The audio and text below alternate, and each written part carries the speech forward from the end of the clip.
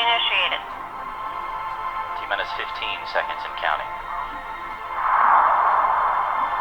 T-minus 10, 9, 8, 7, 6, 5, 4, 3, 2, 1. Turbopump that's light speed. Liftoff. Liftoff of the Soyuz TMA-05M carrying Sunny Williams, Yuri Malenchenko, and Aki Hoshide on a 2-day journey to the International Space Station. All of their launcher parameters are nominal.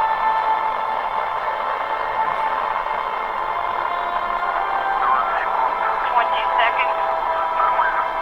First stage thrusters are operating nominally. Copy all launch control, and we are fine. 30 seconds into the flight. Launcher parameters are nominal. Copy launch control. 40 seconds into the flight. Everything's stable. Copy all. Copy. Everything's in order on board.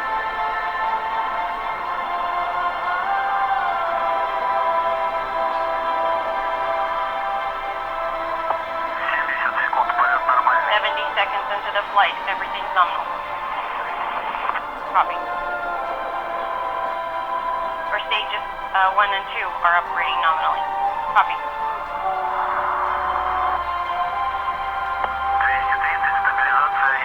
230 seconds into the flight, vehicle is stable. Copy. Everything's nominal on board. Report of the Zarya module of the International Space Station on the STS-132 mission of Atlantis.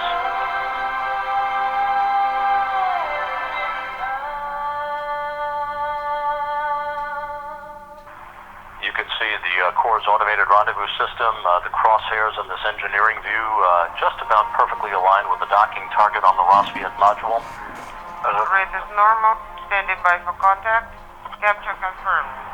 Docking confirmed. Docking confirmed at 11:51 p.m. Central Time, 12:51 a.m. Eastern Time over northeast Kazakhstan.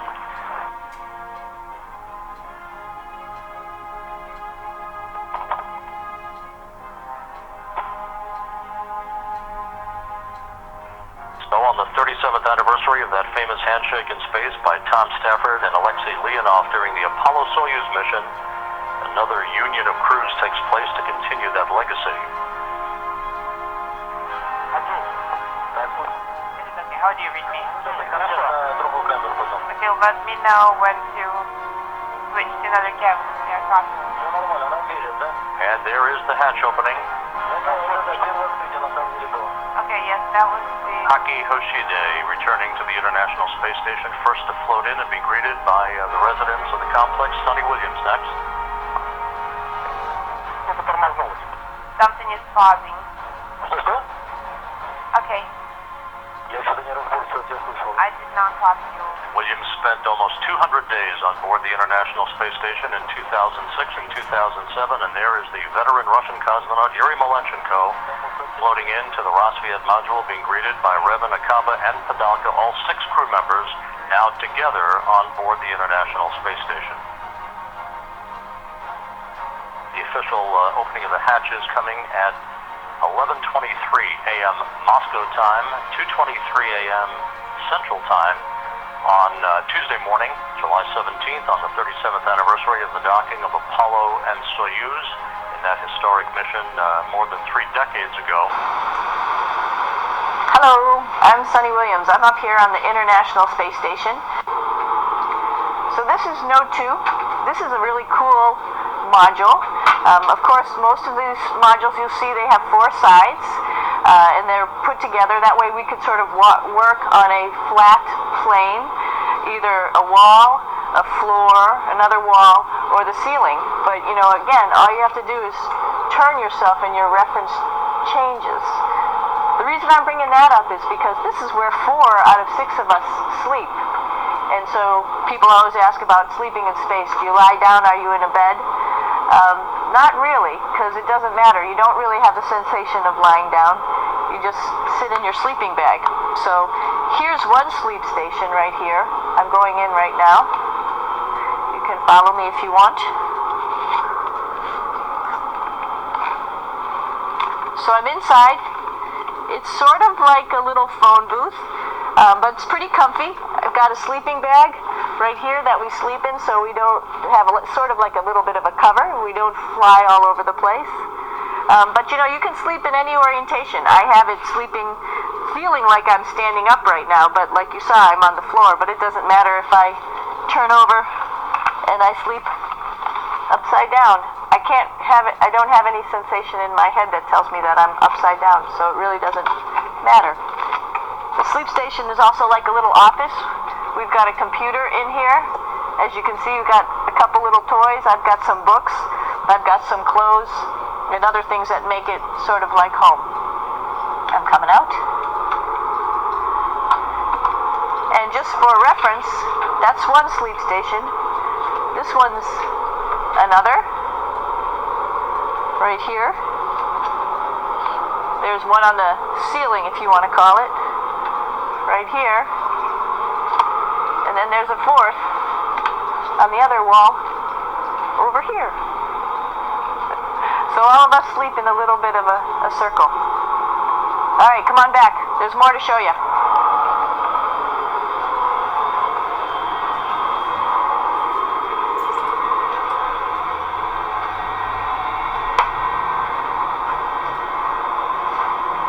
In the U.S. laboratory.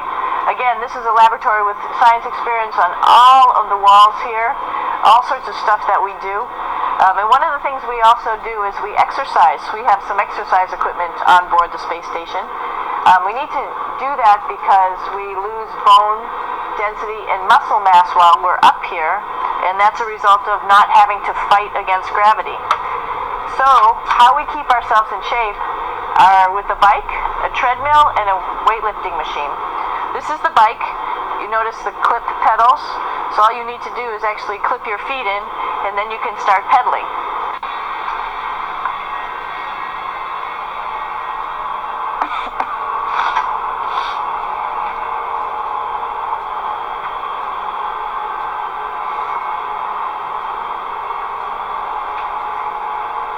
Pretty cool place. This is sort of like in your house where everybody meets in the morning. After you wash your face, brush your teeth, you want to find something for breakfast. And this is our kitchen. You might notice there's all sorts of foods here. It's like opening the refrigerator. You got all your different stuff that you want to have. Drinks, meats, eggs, vegetables, cereals, bread, snacks. And that's a good place. That's where you find all the candy. Side dishes, and then some little power bars just in case. So we have all this type of food. Some of it is dehydrated, and so we have to hydrate it, fill it up with water. Some of it is already made, and then all we have to do is heat it up. So something like this, I'm pulling out barbecued beef brisket. Pretty yummy. Not only is this food made in the U.S., but we also have food here from Japan. We've got Russian food. As you can see, all these red containers are filled with food that's from Russia. And then we get some of our specialty stuff, some things that we like, some of our favorite stuff that your family can send up. In fact, I like fluffernutters, and so I got sent up some fluff so I could make my fluffernutter with peanut butter. So you have a lot of food up here, no problems.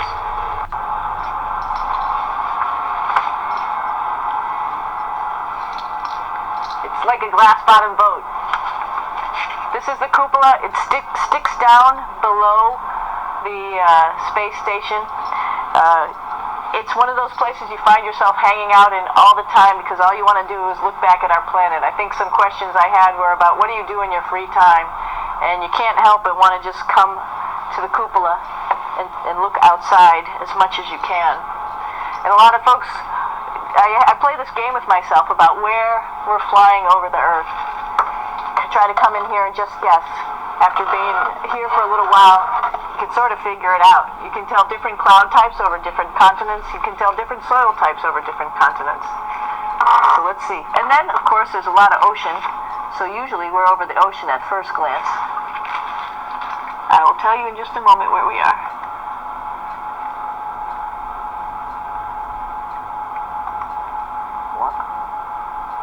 There we go. So right now we are right over Africa. It's a little bit cloudy, as you can tell.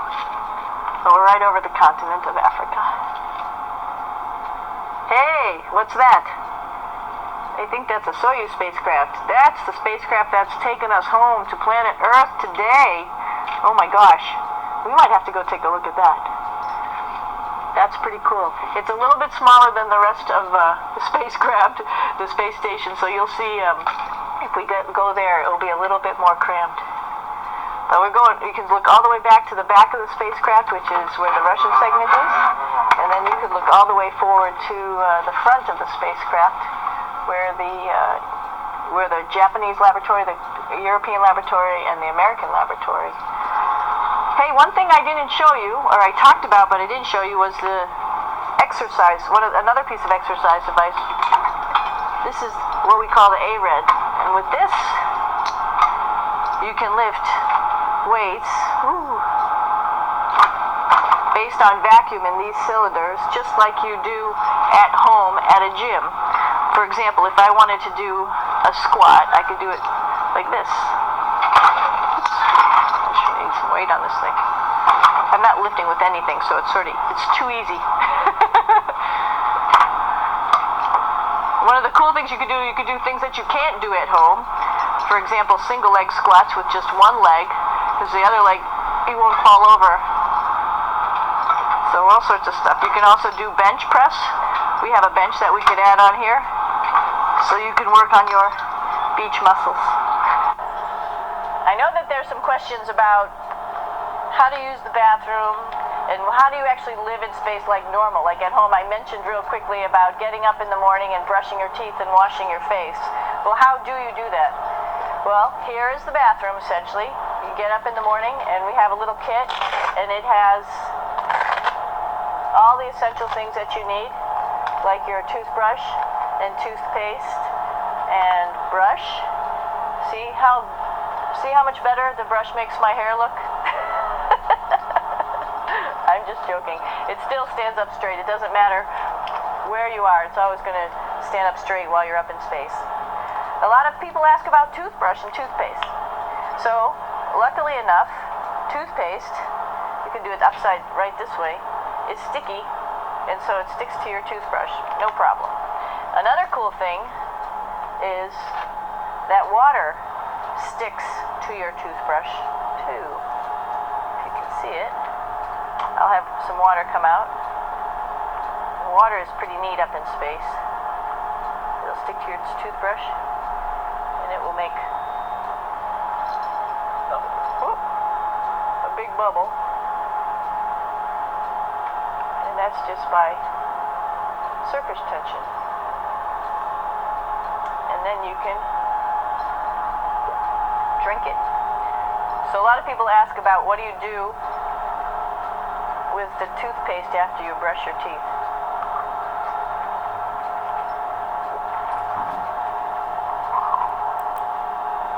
Two options.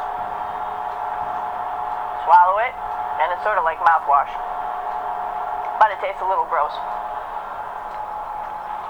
Or you can just spit it out in a paper towel, and then you don't have to worry about it. Swallowing thing I wouldn't recommend at home. I'm only up here for 4 months, so it's not that bad. One of the most pressing questions about living in space, of course, is the bathroom. So let's take a look at that little piece of work. Come on in.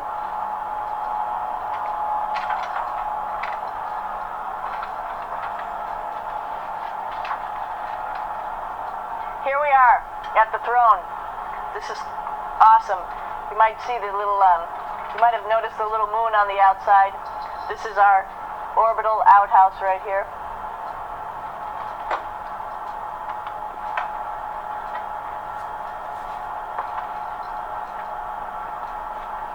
And of course, it serves for two functions. Number 2, right here. I'll show you. But you see it's pretty small, so you have to have pretty good aim, and you be ready to make sure things get let go the right direction. And it smells a little bit, so I'm closing it up. And that's, of course, for number 2. And this guy right here is for number 1. So they're sort of two slightly separate functions, but you can do a little, essentially both by hanging on right here and doing number 1 and number 2. I might add it's color coded so you really don't get it mixed up, which is nice. This is yellows for number 1. And also there's a selection of paper. People always ask about toilet paper. What do you do with toilet paper? What kind of toilet paper do you have? We have gloves just because sometimes it does get messy. We have some Russian wipes, which are a little bit coarse if you like the coarse type of toilet paper. We have some nice tissues, which are nice and soft if you like soft toilet paper. We have Huggies, just for any cleanup. You know, we were all babies once, and this sort of helps. And then if things get really out of control, we have disinfectant wipes, just to make sure we clean up here. Because, you know, just like the water I showed you, the number 1 stuff can sort of go all over the place if you don't aim correctly. And did I mention both of these have a little bit of suction, so they should keep things going in the right direction. But, like I said, sometimes things get a little out of control if you are out of control yourself flying around. So we have lots of protective stuff. And, of course, you do have your privacy. There's a little door. From the Rassvet module to the Soyuz spacecraft, now saying farewell. Aki Hoshide, who has spent 4 months on board there, is Sonny Williams.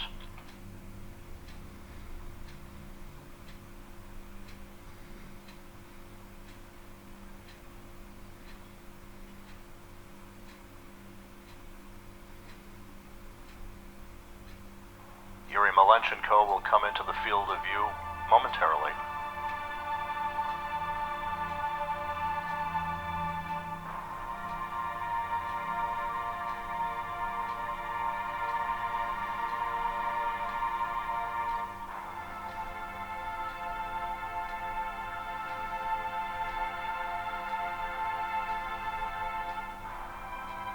Hugs and handshakes as Malenchenko says goodbye to his Russian colleagues. A final wave from the crew as they are now all inside the Soyuz spacecraft, ready to close hatches and begin all of the preparations for undocking that is scheduled 3 hours, 10 minutes from now at 4:26 p.m. Central Time. For the undocking command that will be issued by flight controllers at the Russian Mission Control Center in Korolyov, that will initiate the opening of hooks that have held the two spacecraft together, the Soyuz with the International Space Station's Rassvet module. Springs on both sides of the docking interface then will push off against one another at 4:26 p.m. Central Time to induce physical separation. That will be followed 3 minutes later by a separation burn of about 15 seconds in duration to begin an opening rate for the Soyuz that ultimately will carry it to a distance of 12 kilometers away from the International Space Station for the deorbit burn that will begin the journey home for Williams, Malenchenko, and Hoshide.